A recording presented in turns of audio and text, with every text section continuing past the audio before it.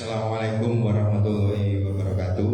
Waalaikumsalam. Bismillahirrahmanirrahim. Alhamdulillahirabbil alamin. Wassalatu wassalamu ala asrofil anbiya'i wal mursalin wa ala alihi wa sahbihi ajma'in. Alhamdulillah, hari ini saya bisa hadir di sini untuk melanjutkan sirah tentang peradaban Islam di Surabaya. Jadi memang selama 2 minggu kemarin itu Allah memberikan rezeki meskipun itu rezeki sakit, meskipun itu alhamdulillah sakit dinten iki sakit hadir dan memiliki malih. Jadi memang peradaban di Surabaya ini sangat dipengaruhi oleh santri-santri dari Mbah Rohmat Situmud Narifin As-Siti. Kalau kemarin saya bercerita tentang 2 minggu kemarin itu saya bercerita tentang bagaimana Sunan Giri Mbaraten Paku itu melakukan dakwah syiar secara roadshow-nya itu memang itu sudah merupakan strategi bagaimana setelah Mbah Rohmat ini melakukan strategi bidang dakwanya ada di Ngampil Pinto. Nah, ini Mbaraten Paku ini mencoba untuk menutup setra-setra. Nah, sebenarnya penutupan kesetra yang dilakukan oleh Mbaraten Paku ini prosesnya tidak hanya sebentar. Kemarin sempat saya berdiskusi bahwasanya ini merupakan proses yang panjang, karena memang setelah melakukan dakwah syiar ataupun pendekatan secara personality terhadap masyarakat yang memeluk agama Kapitayan waktu itu, kepercayaan tentang Siwa atau Kasiwan ataupun Wisnu, ini tidak hanya begitu saja. Prosesnya sangat panjang. Proses panjang ini tidak 1 hari, 2 hari, 3 hari menutup setra. Jadi saya flashback lagi apa yang disebut dengan Lingga dan Yoni itu. Jadi memang kalau kemarin itu penutupan setra ini dengan melakukan raja terhadap Yoninya ini batu yang menjadi persembahan atau yang dipersembahkan ini sangat pelik, sangat rumit sekali waktu itu. Jadi tidak hanya melakukan pendekatan terhadap sang pemimpin setra, tapi para wali-wali ini juga berhadapan dengan apa yang pernah ditanam dimasukkan ke yang namanya Yoni. Jadi memang ada kekuatan ini bil goib sebenarnya yang seharusnya tidak saya ceritakan sebenarnya, tapi ini harus diceritakan karena memang perjuangan waktu itu dalam penutupan setra itu taruhannya adalah nyawa. Pada waktu itu seorang Jumat Al-Kubro ini sempat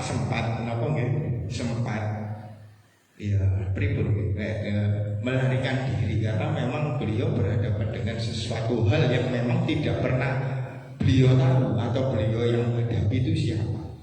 Nah, pada waktu penetralisiran setra ini memang tidak hanya Jumat Al-Kubro saja, juga ada Raden Said, Raden Isamuddin, ataupun Pangeran Tumapel atau Pangeran yang julukannya ini memang sangat banyak, juga Raden Musim juga di situ ada. Jadi memang ada sebuah wujud goib bil goibnya ini adalah ya sosok seorang, dengan persani TV tentang filmnya Siwa. Filmnya Siwa itu bagaimana sih seorang sosok Siwa itu yang menjadi seorang Siwa yang murka dan Siwa yang baik, dan seperti itu. Nah, jenengan lihat Siwanya itu memang Siwa yang murka, gitu. Siwa yang murka. Ada beberapa negosiasi secara goib, dan ini memang tidak secara kasat mata, gitu, kasat mata. Nah, nek sakniki awake dhewe niki mboten menghormati, maksudnya tidak menghargai perjuangan para wali yang sudah bertaruh nyawa untuk proses Islamisasi. Oke. Ngapunten kula. Berarti kita tidak mengenal mereka dan kita tidak menghargai mereka ataupun tidak tahu siapa yang sebenarnya menanam atau mengaku atau melakukan proses-proses Islamisasi tersebut. Sampai sebegitunya mereka bertaruhnya menghadapi hal-hal yang goib. Dan kalau memang kekuatan dari para wali ini tidak dari kekuatannya Allah, maka ya wis akan terjadi akan bertumbang satu sama lain. Tetapi para wali yang menutup setra ini sangat niku memang memiliki sebuah kekuatan untuk berhadapan dengan para jin ataupun kekuatan yang ditanam dalam yoni tersebut, dalam sentra atau persembahan tersebut. Nah, ini sekilas tentang Mbah Raden Paku ketika menutup itu, baik itu di Klopo Gading atau Boto Putih ataupun di Gunung Sari, Jogoloyo, Bokangin, Kebraun, Wanjang Rahu, terus sampai ke daerah Amboro, sampai ke daerah Menganti, Langkah Santri, terus sampai daerah-daerah yang memang yang menjadi sasaran penutupan ekspedisi Giri Kedaton tahap 1, 2, dan 3. Ini contoh-contoh juga ada di Ngurit. Ngurit itu juga persembahan-persembahan yang Bairawat Antra, sama dengan yang ada di Jogoroyo.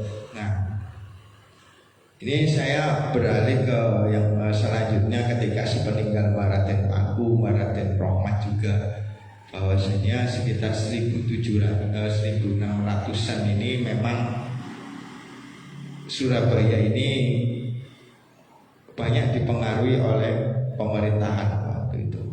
Kalau kita bisa menyebut pemerintahan itu di Ngampel Bento itu kemarin sempat saya catat dari bukunya dari Mbah Niku.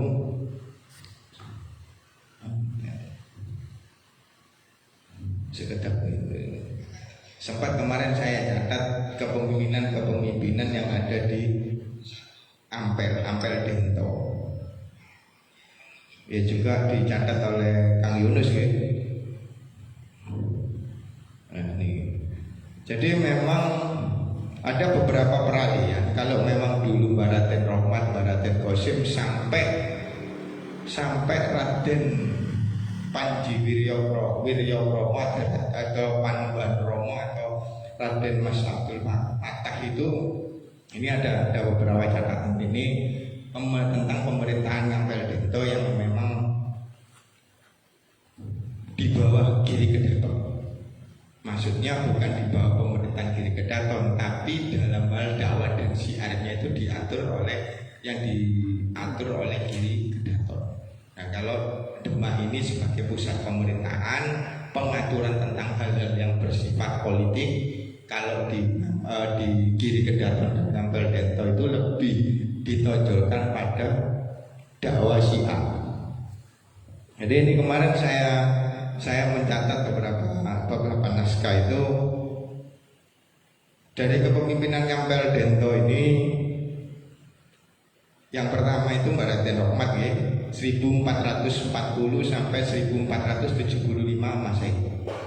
Jadi memang selama 35 tahun Ngampel Bento ini dipimpin oleh Mbah Rohmat sampai beliau ini tua dan sampai beliau ini 6 tahun kemudian wafat. Nah, di sela-sela di sela-sela 1475 ini beliau digantikan oleh anaknya yang berjuluk Pangeran Mas atau Raden Kosim. Pangeran Mas atau Pangeran Wuryo Podo atau Pangeran Agung atau ini adalah Raden Kosim. Kalau orang ada julukan beliau yang bernama Raden Saripuddin. Nah itu cuman kita dari keluarga ini mencatat bahwasanya namanya hanya Raden Kosim. Nah ini setelah 1475 Mbak Raden Kosim ini hanya memimpin selama 9 tahun. Hanya memimpin 9 tahun tentang beliau sama, pola pengajarannya itu sama.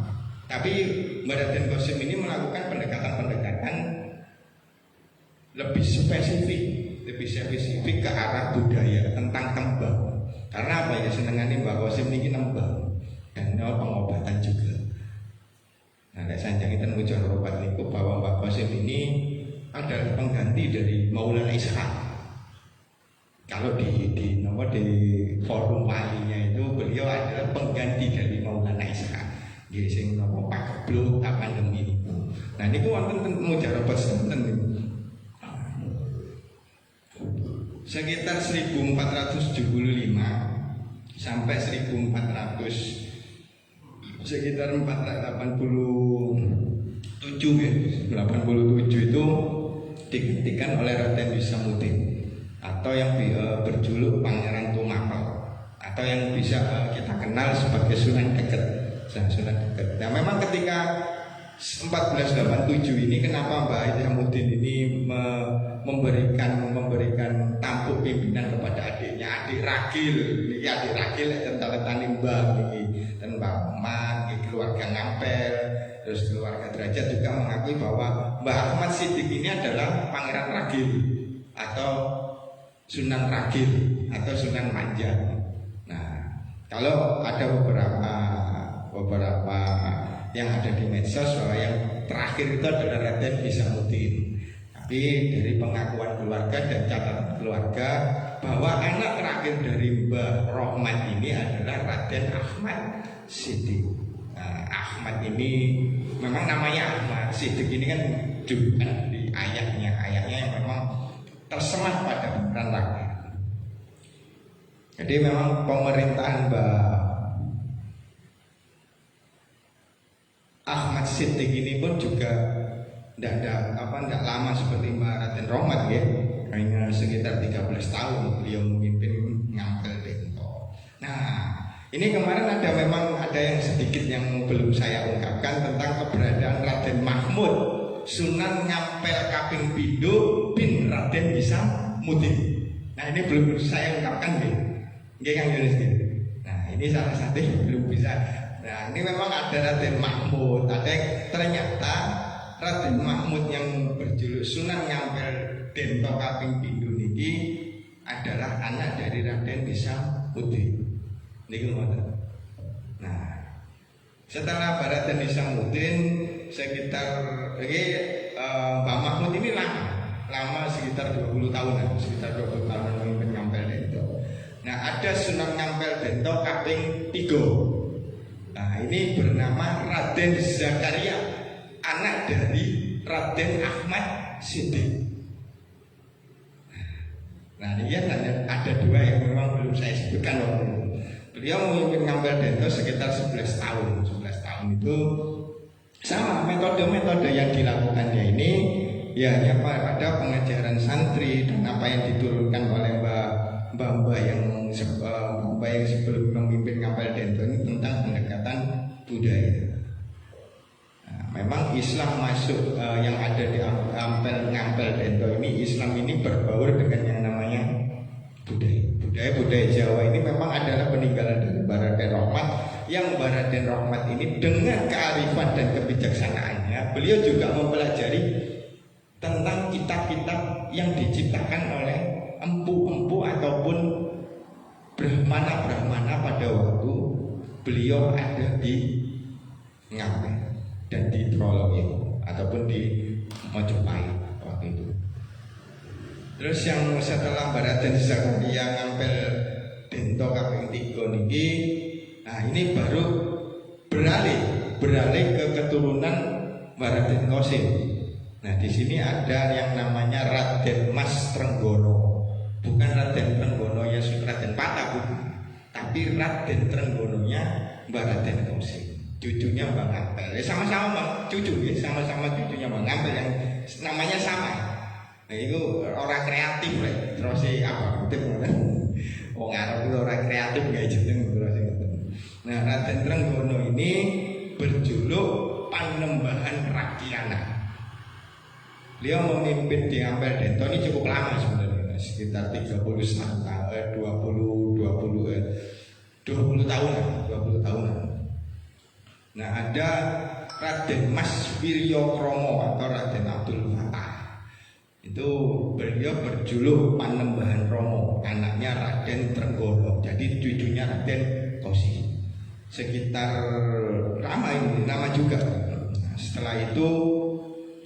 setelah Raden Wiryokromo wafat, digantikan oleh Raden Mas Jayanegara Abdul Muhammad Fatah. Sama jenis namanya, sama Muhammad Fatah, Pangeran Kamayuran. Gue enggak kena ngomong Kamayoran, Kamayuran bin Raden Wiryokromo. Nah, yang ke-10 ini ada Raden Pekik Jenggolo atau Raden Abdul Fakih, anak dari Raden Jayanegara. Nanti ada Pekik Anom, Pangeran Pengampon, anak dari Pak Kemper. Nah, terakhir dari Ngampel Dento ini, yang memimpin Ngampel Dento ini akhirnya beralih itu ada Raden Sarnoto, itu yang terakhir. Nah, kemudian beralihlah ke terah Pangeran Anang Dangiran. Nah, ini berarti kan ada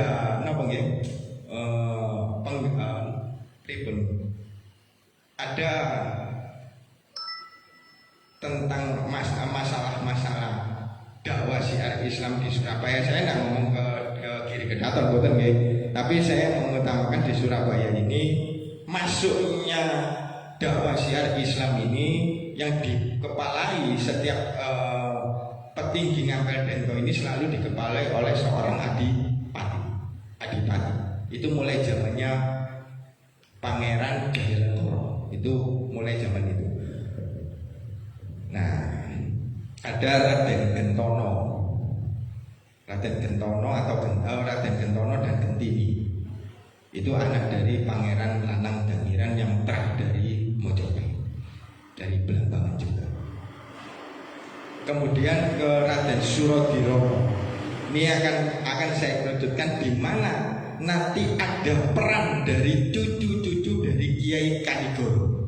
Itu nanti dari Kiai Kanigoro sendiri.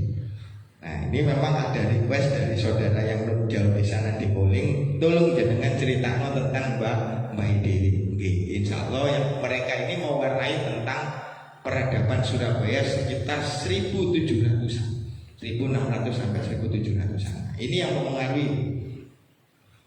Nah, di zaman Pangeran Surodirono inilah ada trah dari Kiai Kanigoro yang menjadi penasihat dan guru spiritual dari bapak-bapaknya juga, dari Raden Gentono dan Raden Gentini. Ini belajarnya secara spiritualnya. Ya, saya sebutkan aja siapa guru mereka, siapa yang menjadi penasihat Keraton Surabaya waktu itu, Kadipaten Surabaya. Ya, beliau adalah Ali bin Sulaiman, atau bisa disebut Kiai Santri. Beliau sangat berpengaruh pada waktu itu memang, karena memang beliau adalah Kiai pripun ya, kalau bisa dibilang anak cucu beliau ini selalu menjadi petinggi apel. Mulai beliau menjadi 1640 itu, setelah beliau diangkat oleh Pangeran Pekik Jenggolo atau Pangeran Abdul Fakih. Nah, ini Mbak Ali ini sangat berperan sekali dalam dakwah syiar di Surabaya. Nah, ini POC belum masuk. Nah, ini sepeninggal Sultan Agung. Ini peradaban yang ada di Surabaya, peradaban Islam yang ada di Surabaya. Raden Ali anak dari Raden Sulaiman yang berjuluk Kiai Santri. Niku monggo. Nah, ketika Raden Surodirolo ini ketika ada polemik di Surabaya bahwasanya ini nggih ngomong versi mawon nggih kula nggih versi kula kali versi Mbah kula nggih wis nanti pasti akan diketemukan suatu jalan.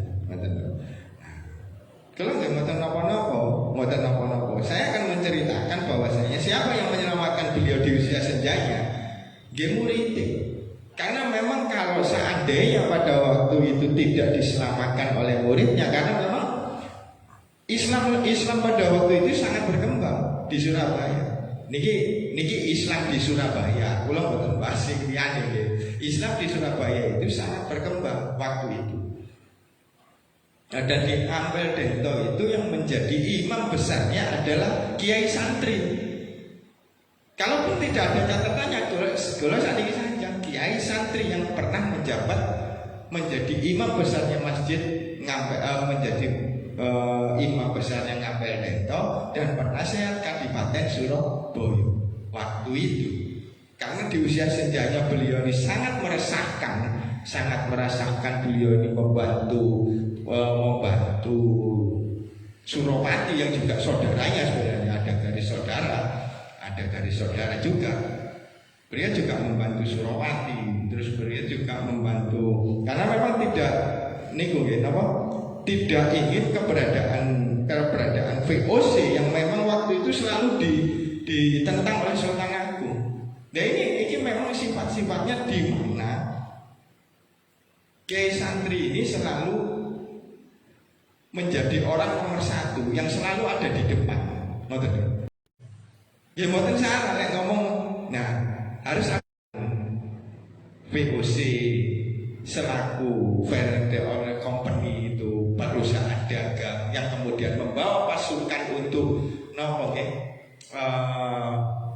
mengamankan proses perdagangan mereka. Nah, ini kan salah satu alasan yang waktu itu diungkapkan VOC pada waktu itu sekitar 1602 VOC itu 1506 itu datang ke dan VOC itu berkuasa 1602 itu di bawah pimpinan yang Bintas Sulkun itu ditanya, loh kenapa Anda membawa pasukan? Ditanya sama Sultan Agung, kenapa Anda membawa pasukan? Dijawab, kalau seandainya saya tidak membawa pasukan, maka tidak ada yang mengamankan proses perdagangan saya. Nah, jawabnya Sultan Agung simpel. Loh, karena jenengan ini sudah pamitan ke saya, karena saya selaku pimpinan Raja Sultan yang menguasai daerah Jawa secara perpolitikan. Nah, kenapa Anda membawa pasukan? Sudah, tidak, tapi tetap dilakukan. Nah, kenapa Sultan Agung itu menyerang VOC di Batavia? Karena VOC itu sudah diberitahu, sudah diperingatkan bahwasanya tidak usah maksudnya merekrut pasukan atau mendatangkan pasukan-pasukan. Berarti ini kan ada apa-apa. Jadi memang ini VOC ini punya niatan selain melakukan perdagangan, mereka juga akan melakukan penjajahan ataupun penguasaan terhadap sebuah wilayah. Nah, itu sebenarnya 1700-an itu VOC belum masuk, tapi mereka sudah melakukan perdagangan dengan Surabaya melalui siapa? Ya melalui Mataram. Karena memang sudah ada perjanjian dengan Mataram setelah Sultan Agung wafat. Mataram apa VOC jam sakar PDI. Karena tidak ada Sultan Agung. Makanya saya mempertanyakan peristiwa 1625. Apakah benar Surabaya ini ditaklukkan Sultan Agung? Kali Surabaya dibunuh. Apakah ini memang cerita-cerita yang dibuat-buat? Yang kemudian kita baca dan menghegemoni pola pikir pemikiran dan mindset ya kita bahwasanya kalau dulu itu Sultan Agung adalah orang yang haus tentang kekuasaan. Saya pertanyakan hari ini. Ya, itu sudah saya pertanyakan dulu. Nah, ketika Kiai santri ini sampun sepuh terus saja ini dipendet supaya memang ada instruksi dari Mataram yang dipengaruhi oleh kebijakan VOC. Kalau bukan ngomong Mataram loh, tapi Mataram yang dipengaruhi oleh kebijakan VOC tentang kiai santri yang selalu menghalangi. Sajane nggih, Bang. Sanes mbak-mbak kula piyambak kathah kancane kiai santri. Nggih sik wonten napa? Ponakane ten pundi Kiai Sufyan. Kiai Sufyan niki kejuluk Kiai Agung. Kiai Agung niki yogane Pangeran Agung. Anake Mbah Hasan. Mbah Hasan pun sudah beranjak tua. Sama boten. Nah, memang anaknya ada di situ semua. Mbah Cagak ini siapa? Dan beliau kakak dari Mbah Santri. Nah, ketika Mbah Yai Santri ini diambil dan beliau disembunyikan oleh Pangeran Surodirono atau Jangrono Kale, Adipati Surabaya. Nah, kemudian setelah peristiwa itu ada salah seorang dari pejabat Kadipaten Surabaya ini membocorkan bahwa Mbah Raden Surodirono ini sudah berkhianat terhadap Mataram. Padahal ini komponen VOC. Nah, akhirnya Mbah Raden Surodirono ini Jangrono II ini diperintah untuk menghadap Raja Mataram. Raja Mataram yang 1709 insya Allah itu Pangeran Amangkurat III. Nah, tapi tetap ada di sini. Nah, ketika Mbah Raden santri ini wafat ini Surodirono diambil oleh Mataram. Akhirnya anak-anak dari Kiai santri ini ada Iskandar yang berjuluk Pangeran Bungkul. Bukan Pangeran Bungkul cucunya sendiri sanes, tapi ini Pangeran Bungkul atau Tumenggung ing Bekul. Nah, terus ada Pangeran Mas Surabaya, Kiai Badruddin, ada Kiai Patihan atau Patih Aryo Jaya Kusumo atau Kiai Abdullah. Kalau yang di naskah silsilah ditulis Kiai Pati. Ternyata pada waktu dilakukan investigasi ternyata diketemukan sebuah kitab yang ada di keturunan Putri Simsu yang disembunyikan Pak Abdurrahman di Kerajaan Demak, Kesultanan Demak, yang dibawa Pak Abdurrahman ini dari Tiongkok. Misalnya Mbak Sarif Pakot di Jamawon, karone Mbak Abdurrahman ini sebelum Mbak Simsu ini juga ada yang bernama Sarifah Maryam. Ternyata diketemukan bahwa catatan ini sudah kabur itu blobor. Niku namanya Kiai Patihan. Nah, memang dari Kiai Abdullah Kiai Patihan ini memang juga berperan dalam pemerintahan waktu itu.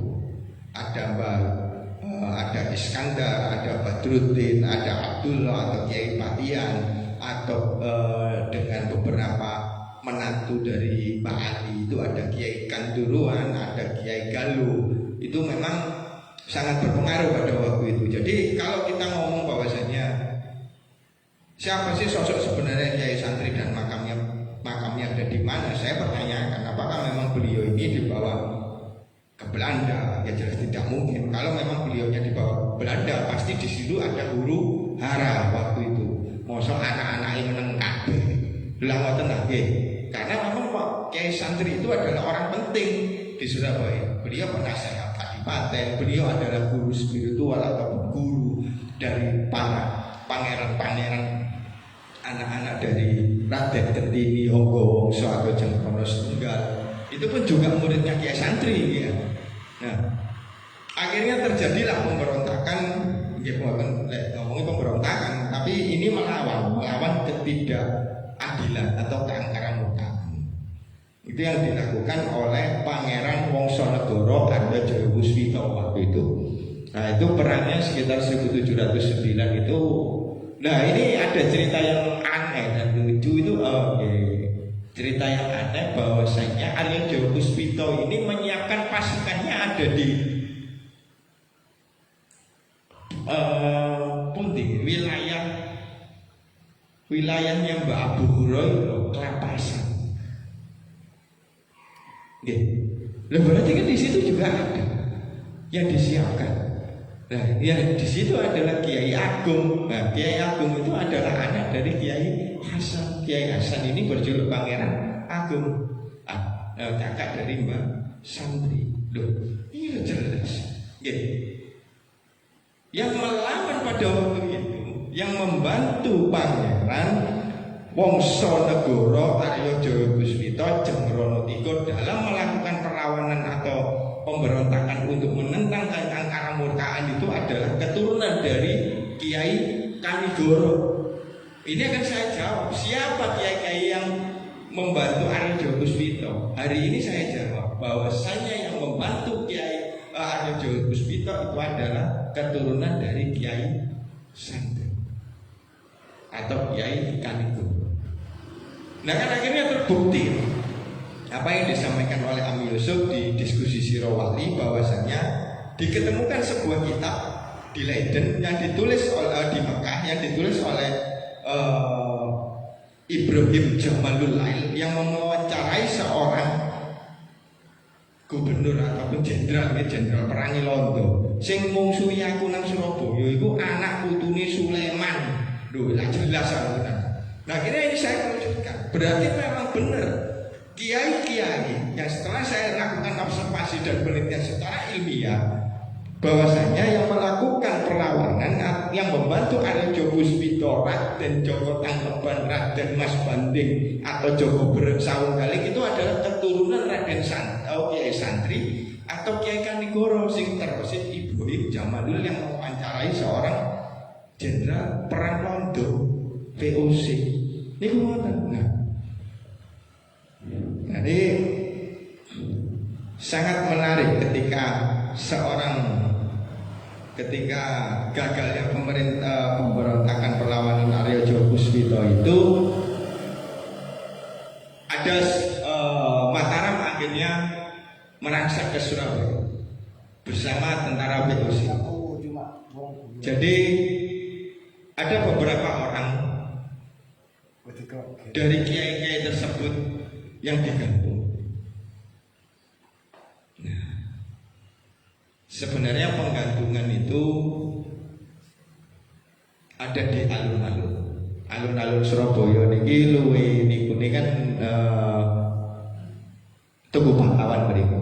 Terus banyak yang digantung kiai-kiai waktu yang gagalnya pemberontakan Arya Jaya Puspito. Nah, ternyata ada seorang kiai yang tidak bisa digantung. Itu malah 2 orang. 3 orang ini ditunggu sampai 7 hari baru beliau wafat. Tapi yang 2 ini tidak bisa. Pangeran Mas Surabaya atau Kiai Badruddin ini tidak bisa digantung. Kiai Iskandar, Pangeran Bekul ini juga tidak bisa digantung. Orang mati-mati sampai diteni pitung dino gak mati, akhirnya akhirnya ini diguai Badruddin. Iskandar ini diketok. Akhirnya memang ada beberapa opsi itu ini dibuang atau dibuang ke daerah lain. Ternyata pada waktu itu Kiai Badruddin setelah kakaknya Kiai Iskandar ini dipotong atau dimutilasi atau dipotong itu, beliau malamnya sudah kembali ke Bungkul, pulang kemudian ke Wonokromo. Nah, ini mau. Nah, sedangkan Bapak Badruddin ini mau dibuang dibuang. Ternyata kapal yang ditumpangi oleh Mbah Badrudin itu miring dan mesinnya mati. Akhirnya Mbah Badrudin tidak jadi dibuang. Akhirnya beliau dipenjarakan. Nah, ini penjara ini sampai sekarang saya cari di mana petilasan beliau tentang pemenjaraan dari Kiai Badrudin sendiri. Itu seperti itu. Itu peristiwa itu sekitar 1720. Kiai Abdullah wafat memang untuk memperjuangkan hak, karena memang melawan keangkaran murkaan, memang untuk melakukan. Memang sebenarnya yang dilawan itu bukan Mataramnya, tapi VOC-nya, kolonialnya yang dilawan oleh kiai-kiai tersebut. Nah, Mbak Iskandar ini juga seperti itu. Setelah adik-adiknya wafat, Kiai Mas Surabaya ini wafat, Kiai Matian wafat, beliau hanya tinggal seorang. Dan beliau membesarkan adiknya sampai beliau wafat sekitar 1750-an. Sepuh beliau. Setelah Gubernur Van Imhoff 1743 itu datang ke Surabaya, iki mung sebutan sanjange Mbah Iskandar, wah iki kita pai mung sebutan. Karena memang VOC sudah karena memang sudah ada perjanjian ketika Surabaya ini kekalahan dari Pangeran Arjo Puspito, Pangeran Joko Tangkeban, Pangeran Raden Pangeran Mas Banding, ini kalah semua. Akhirnya 1743 Van Imhoff datang. Itu karena memang bukan tanah yang digadekan di VOC. Lho lak nebus Pak kula, lek digadekno nggih. Tapi mereka ini diberikan kekuasaan di Surabaya. Nah, sekitar 1730 sampai 1743 itu kepemimpinan yang ada di Surabaya itu diserahkan ke, karena ada sekutu atau koloninya Mataram waktu itu yang bernama Adipati Joyonegoro, ya. Nah, di Surabaya ini dipimpin oleh seorang adipati yang bernama Wirosuro atau Wirosuryo atau Wirosroyo. Sanes Bang Wirosroyo sanes. Niki Wirosuryo atau Wirosroyo, Adipati Surabaya waktu itu. Ini dari Mataram mungkin yang ditugas dari Pusponegoro yang ditugaskan. Ini masih di bawah kekuasaan Joyonegoro. Memang ini ada sebuah sinkronisasi antara kejadian Surabaya, Gresik dan Mataram itu ada sebenarnya. Nah, sekitar 1743 itu datanglah Van Imhoff. Nah, ini akhirnya ketemu dengan yang namanya Kiai Iskandar. Loh, Kiai Iskandar ini sanesnya enten lho dirasani ibuke terus Iskandar iki nandi urip maneh boten. Sebenarnya Mbak Iskandar ini meskipun tua ya tetap berjiwa muda, wong jenenge bonek. Ya, bonek itu masih tua ya tetap berjiwa muda. Tak ngoten nggih. Nah, ketika VOC menginjak ada tetap dilakukan tentang dakwah syiar Islam itu masih dilakukan, baik itu di daerah Wonokromo, Kawatan dan lain sebagainya, itu tetap dilakukan. Nah, akhirnya kalaupun nantinya Surabaya ini katakan VOC melakukan penutupan pondok pesantren atau masjid-masjid atau langgar-langgar atau saniki nggih. Nah, itu Pak Iskandar niku mboten trima. Beliaunya ini selalu menentang kebijakan-kebijakan VOC yang berkaitan dengan proses dakwahnya Islam. Itu ngoten. Nah, akhirnya suatu ketika wafatnya Mbak Iskandar ini bukan karena dibocorkan oleh adiknya yang bernama Siti Zahro yang makamnya ada di Bangki. Padahal Mbak Siti Zahro ini wafat sebelum Mbak Iskandar wafat. Apakah mungkin Mbak Siti Zahro ini membocorkan rahasianya Mbak Iskandar? Nah, ini kan membuatkan mungkin. Nah memang perjalanannya Mbak Iskandar ini sangat-sangat nopo ya. Pada waktu itu hanya sekelumit aja ketika tercerita ketika bahwasanya Mbak Iskandar ini melawan Belanda. Belanda sing pundi? VOC napa Londo? Wong Londo niku kerajaan Hindia Belanda itu adanya sekitar 1800. Tapi VOC sudah ada 1596, 1602 melakukan membuat perjanjian dagang, kemudian sampai 1799 yang tepatnya 31 Desember itu VOC kolap karena keutangnya banyak, karena banyaknya korupsi, akhirnya diganti oleh kerajaan Hindia Belanda. Tapi tetap pengaruh dari Islam, pengaruh peradaban Islam di Surabaya ketika 1600 sampai 1700-an sampai 1750-an itu dipengaruhi oleh anak keturunan dari Kiai Kanigoro. Nggih ngapunten kula nggih cerita nggih ngapunten. Tapi tidak menutup kemungkinan pada waktu itu masih banyak kiai-kiai yang membantu keturunan Kiai Kanigoro. Niku. Nah, saya kembali ke Mbak Iskandar. Mbak Iskandar ini menangi Londo, mboten menangi Londo lek rasa kula menangi VOC niku mau. Nah, akhirnya selalu Mbak Iskandar ini menentang kebijakan VOC yang pada waktu itu tidak adil, memperlakukan rakyat itu semena-mena. Akhirnya suatu ketika Mbak Iskandar berjanjian dengan VOC. Karena cerita-cerita yang sing kula kemiren itu bahwasanya Mbak Iskandar itu wafat karena dibocorkan oleh adiknya. Tapi adiknya ini wafat sebelum Mbak Iskandar wafat ya. Pripun sing bocorno sinten lagi. Terus Mbak Siti Zahra bocorno. Nggih, Mbak Siti Zahra niki wafat saderenge Mbak Iskandar. Mbak Siti Zahra itu wafat sekitar 1729.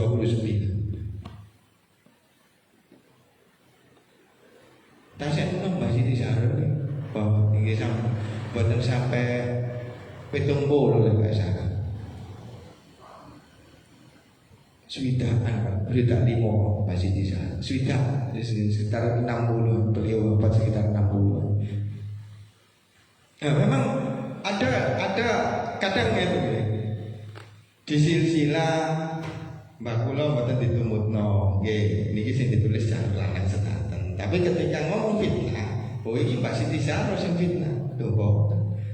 Ya, akhirnya kita kaji apakah wafatnya Mbak Siti Zahra, Mbak Iskandar ini sesudah Mbak Siti Zahra, apakah sebelum Mbak Siti Zahra? Langoten nggih. Ini harus pandai.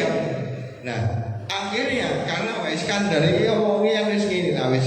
Sing penting aku iki berjuang gaya anak putuku. Lho Mbak Iskandar ini hebat. Hebat Mbak Iskandar. Beliau ini kalau berjuang atau melawan tentara VOC pada waktu itu ijen single fighter. Seorang Kiai Iskandar.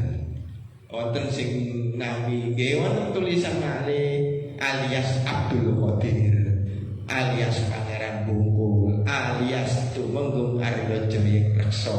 Wah, jenenge Mbak Iskandar.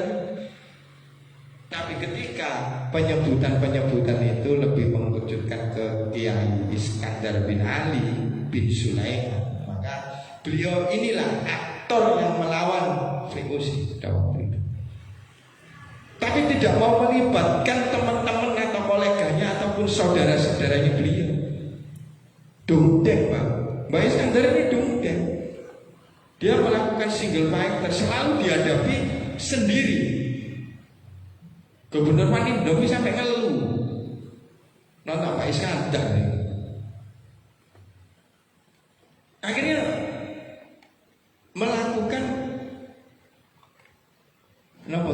menyerang Gubernur Manindo ini, bukan menyerang Mbak Iskandar, tapi menyerang kolega-kolega saudara-saudaranya Mbak Iskandar ataupun anak keturunan dari saudara-saudaranya Mbak Iskandar. Nah, akhirnya Mbak Iskandar ini suatu ketika beliau ini akhirnya melakukan perjanjian dengan yang namanya VOC. Wis gini, orang ojo diganggu, ojo dirusui, dulur-dulur sampai ponakan-ponakanku kabeh sampai kanca-kanca.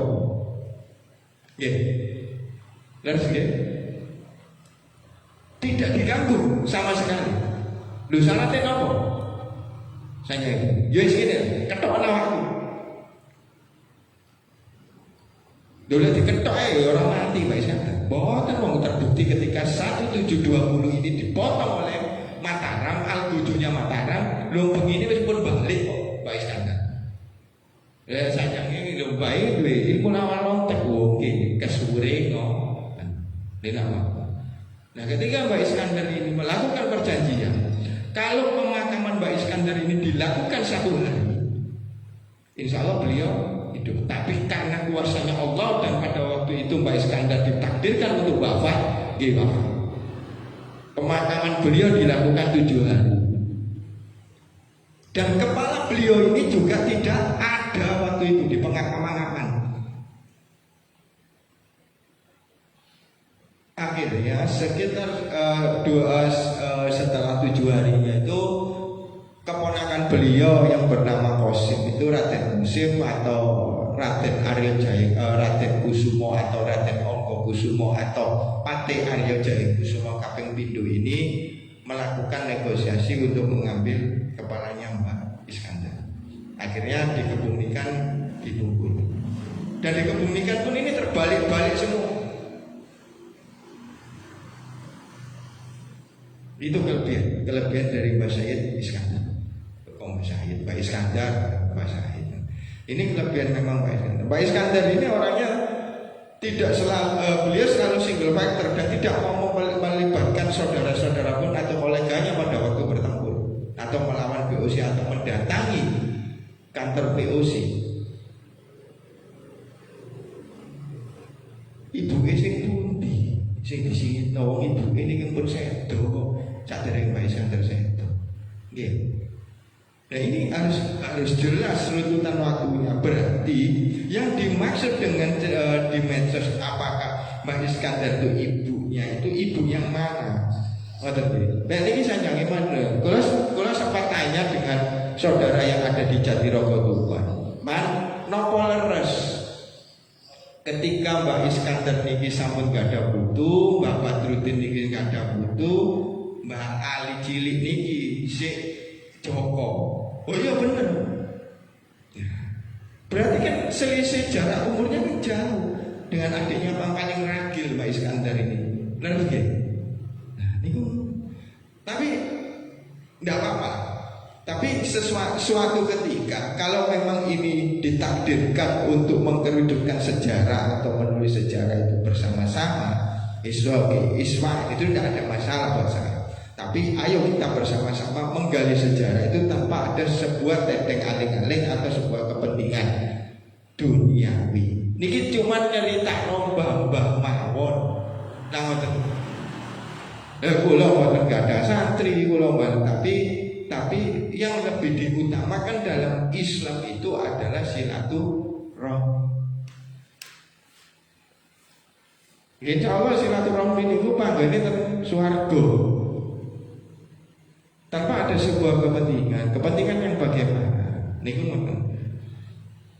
Nah, adanya perjanjian Mbak Iskandar ini akhirnya sampai beberapa tahun 1743 sampai 1772. Ini adalah puncak dari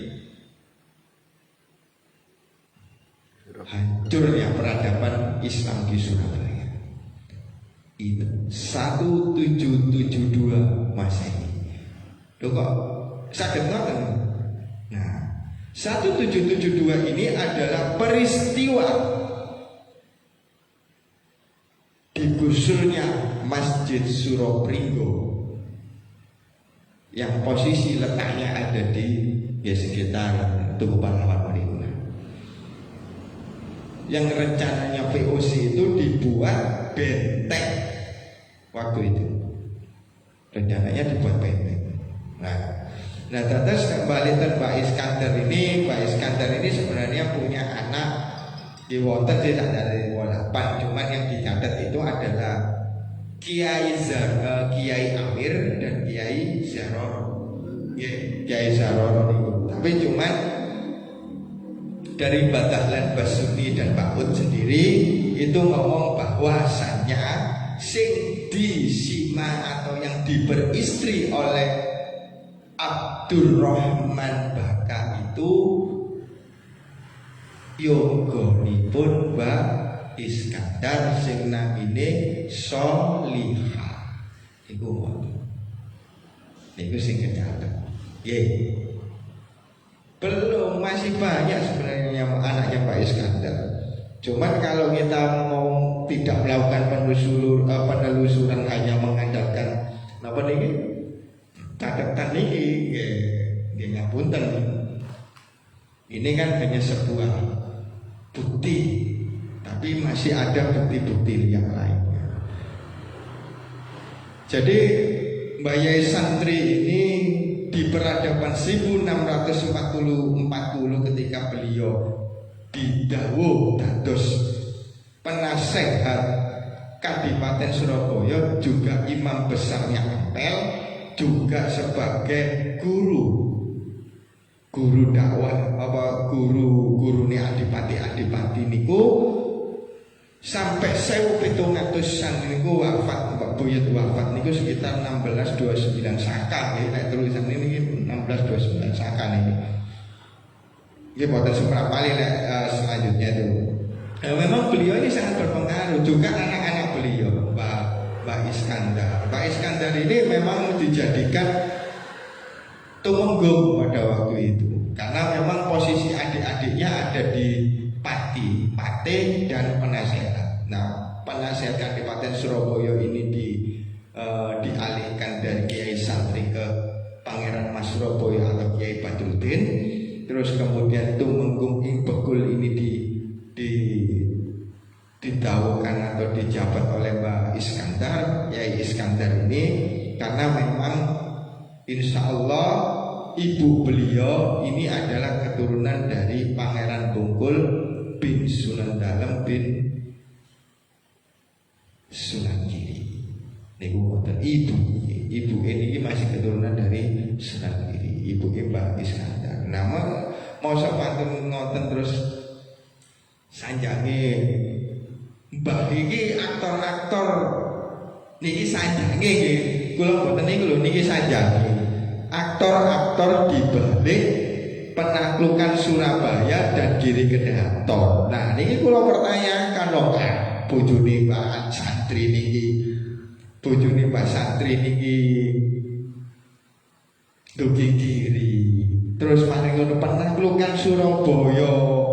Wong bojone Mbak Kiai Kanigoro, ibuke Mbak Kiai Santri niki anake penggede Surabaya. Lah berarti Mbak Kiai Kanigoro niki IP-ne Jaya Lengkara. Terus nggih. Nah, niku ngoten. Nah, makanya banyak hal-hal yang cerita-cerita itu tidak masuk akal dan menyudutkan beberapa generasi beberapa keturunan waktu niku. Nggih. Kalau untuk episode selanjutnya akan saya ceritakan peran Langgar Gipo ini sebagai langgar nopo nggih? Langgar pemersatu, langgar perjuangan ataupun pergerakan. Kula mboten ngomong pergerakan Islam, tapi ini lebih mengerucutkan pada pergerakan perjuangan kemerdekaan, yang dimana itu dimotori oleh orang-orang yang memang pada waktu itu kiai-kiai dan kaum intelektual. Nah, dalam kiai-kiai dan kaum intelektual ini tidak hanya orang-orang Muslim, tapi ada julukan kiai ini juga Kiai Romo. Nah, Kiai Romo ini kan pastor, ya pendeta, pemimpin gereja Jawi. Nah, ini pula sebutannya Kiai Romo. Terus nah, pada waktu itu memang kiai itu seorang yang memang alim waktu itu, tapi tidak hanya seorang muslim pada waktu itu. Kita ngomong paradigma.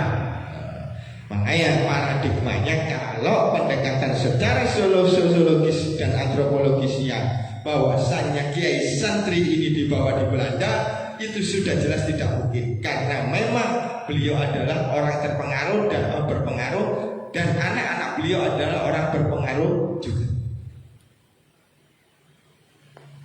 Kita harus bisa melakukan pendekatan-pendekatan secara ilmiah, tapi tidak meninggalkan sebuah kaidah-kaidah yang memang itu merupakan cerita-cerita keluarga. Tapi cerita-cerita keluarga itu harus dikaji secara ilmiah. Oke. Terus memang kalau sanjange mbak niku teng mbak dugi bakut niku mbak dhewe niku ya wong paling berpengaruh nang Surabaya. Ya digoleki londo, VOC, company. Musuh wis. Dadi lek sakniki ngono ngoten niku dari Kiai Kanigoro itu adalah target operasi nomor 1 VOC pada waktu itu. Karena nopo ngelawan tok. Tapi tidak betul, karena memang ini adalah bukan maksudnya perlawanan ini dilakukan bukan karena diharuskan, bukan diwajibkan, bukan. Tapi memang Bamba ini melihat sebuah ketidakadilan dan memang keangkaramurkaan. Di situ ada penjajahan kolonial. Itu yang karena memang di Islam tidak diajarkan seperti itu. Kalau memang pemerintah itu kalau sampai hari ini kita tidak mau belajar tentang sebuah sejarahnya Mbah Awede, berarti kita tidak menghormati peninggalan sejarah. Kita tidak menghargai mereka. Lalu saat ini, nah itu seperti itu. Jadi memang tidak segampang yang kita pikirkan menggali sejarah itu, karena memang tebung jari apapun cerita. Ini versi kulo. Tapi ayo kita belajar bersama-sama. Lah saat ini ngeten. Lah iki ngomong bukti. Tapi lek sing ngomong iki Mbak Tahlan Basuni pripun lho. Ya napa jenenge? Nggih. Nah, ini yang menjadi pertanyaan. Tapi tetap harus menjadi patokan dan pedoman secara tonggaknya ini garis besar. Tapi kita harus mau berusaha dan berikhtiar mencari sejarah itu tadi. Nah, saya tegaskan lagi tentang memang saya sambungkan, tidak langsung saya mengkerucut ke ceritanya Pak Kiai Iskandar, Pak Kiai Badruddin, Pak Kiai Patian, Pak Kiai Galuh, Pak Kiai Ghazali, Pak Kiai Siti, Pak Kiai Ibrahim atau maupun Pak Kiai Ali Cilik ya. Tapi saya akan memadukan cerita-cerita apa yang mewarnai peradaban Surabaya yang dipengaruhi, apa maksudnya yang dipengaruhi oleh orang-orang ini tadi, oleh Duria dari Kiai Kanigoro. Itu akan saya kemas dalam hal peradaban itu tadi. Memang yang bisa saya petik dari perjalanan hari ini ya, niki memang menghargai sejarah dan menghargai lampah-lampah, apalagi kita mau melakukan penggalian sejarah dan mau melakukan lampah-lampah yang baik, itu memang wajib hari ini. Karena memang dari lakunya Mbah ini akan menjadikan sebuah prinsip hidup yang tertanam dalam diri kita. Tentang perjalanan Rasulullah, tentang perjalanan Khulafaur Rasyidin, tentang perjalanan para keturunan Ahlul Baitnya Rasulullah, dan semua yang tentang Islam itu patut kita pelajari hari ini. Tapi tidak menutup kemungkinan kita berada di Surabaya ini harus tahu, harus tahu awake dhewe ngaku anak putune Mbah Sunan Mbah Raden Rahmat Sinuwun Ngarifin Sidik. Awake dhewe ngaku putune Raden Qasim Sunan Mayang Mantu, tapi tidak mau mencari cerita dan tidak mau menggali sejarahnya beliau. Bagaimana beliau susah payahnya itu membangun sebuah peradaban Islam, membangun peradaban Nusantara. Dan kalau kita tidak menggali itu, kita melestarikan kebudayaan itu, baik itu melestarikan lisan atau melestarikan peninggalan secara arkeologis, tapi ini secara ilmiah. Tapi kalau sampai hari ini kita hilangkan, maka jati diri kita sebagai bangsa ini atau negara ini atau Nusantara ini insya Allah akan hilang. Kalau jenengan kali kulon iki boten purun madosi nopo sing dilakoni mbah niku sing penting. Bukti-bukti arkeologis pelestarian itu juga harus wonten kitab-kitab niki. Ini pun harus digali. Gitu. Kalau kita ngomong Maesar, ini kan orang Islam itu kan patokan, itu kan bukti secara arkeologis. Ini ya juga bukti secara arkeologis. Maka yang di nisan itu ada guratan-guratan. Dari setiap era itu berbeda. Saya membatasi era, juga membatasi siapa yang berkuasa. Dan itu zamannya pemerintahnya siapa. Nah ini akan menjadikan sebuah nuansa akademis pendidikan melalui dewi. Nah, tapi kalau secara bilghaibnya sama perjuangan dengan Mbah Awake Dhewe. Mbah Awake Dhewe ini tanpa menutup pasetran ini tidak mengalahkan yang bilghaib tadi. Ya ora mungkin. Soalnya nopo? Lho lek gaib iki sik menang, Mbah Awake Dhewe ini geblak sedanten. Orang-orang ini akan tetap kembali ke keyakinannya yang masa lampau.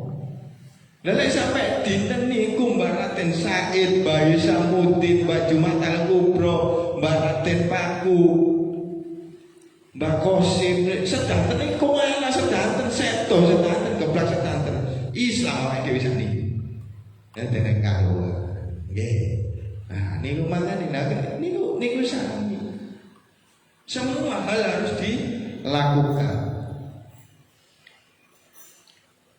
Nah itu pelajaran yang bisa kita petik, bahwasannya kalau hari ini kita tidak mau belajar tentang sejarah, menggali sejarah, maka akan hilanglah jati diri kita sebagai bangsa.